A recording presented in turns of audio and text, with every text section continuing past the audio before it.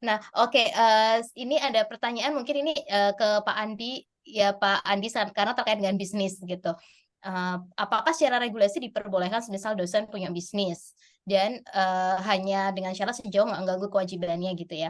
Nah, apakah mungkin juga, ini sama sebenarnya pertanyaannya, mengembangkan bisnis kemudian best practice-nya seperti apa sih dosen yang berbisnis itu? Silakan Pak Andi dari Mas Bagas Sabda, muridnya Mas Sunu. Ya, ada aturannya memang, Mas.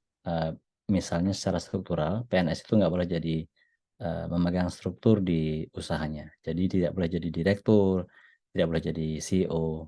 Tapi kalau founder dia boleh, komisaris dia boleh, misalnya gitu. Jadi diperhatikan saja posisi apa secara formal yang boleh tidak boleh. Formalnya ya. Kalau kita bicara faktualnya, itu monggo. Tentu misalnya katakan saya di Arsana ini kan saya bukan CEO karena tidak boleh juga gitu, bukan direktur, tapi saya adalah co-founder bersama Mbak Zaki segala macam. Artinya peran yang saya ambil formalnya itu adalah co-founder, advising segala macam. Walaupun mungkin dalam kenyataan sehari-harinya ya saya kadang ngetik surat juga sih gitu ya.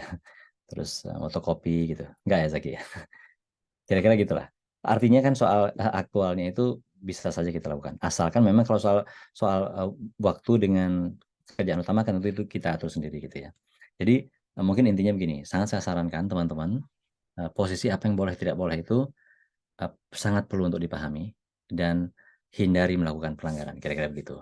Nyun sewu ini saya mau kasih satu info sedikit di sebuah perguruan tinggi negeri di sebuah pulau, nggak usah saya sebutkan, itu terbukti salah seorang dosen yang memiliki usaha yang dia menjadi direktur slash CEO, lalu tender ke kampusnya dan menang dan ketahuan. Kalau nggak ketahuan tentu saya tidak akan bercerita begini gitu ya. Nah, itu bisa sangat serius urusannya ternyata. Oke, monggo semoga bisa ada clear sedikit nggih. Oke, iya ini sekaligus Mungkin untuk satu lagi masukan. boleh tadi Zaki saya libatkan asisten tadi Nyun Sewu Mas Sunu, saya tadi tambahin sedikit tuh tentang bagi bagi rezeki tadi Nyun Sewu ya. Kalau boleh saya setuju sekali itu pendelegasian gitu tadi ya. Jadi punya asisten menurut saya itu adalah salah satu. Saya misalnya sekarang punya satu asisten yang saya bayar nggak tinggi tapi sangat mumpuni untuk mengerjakan hal yang rutin gitu, yang bisa membebaskan saya untuk dari hal-hal seperti itu sehingga saya bisa mikir hal yang lain. Gitu. Thank you. Terus Oke. libatkan istri juga kata Mbak Asti tadi nih. Nggak tahu tuh benar apa enggak gitu ya. Tapi saya sih kayaknya betul-betul melibatkan istri. Iya, oke. ありがとうございます。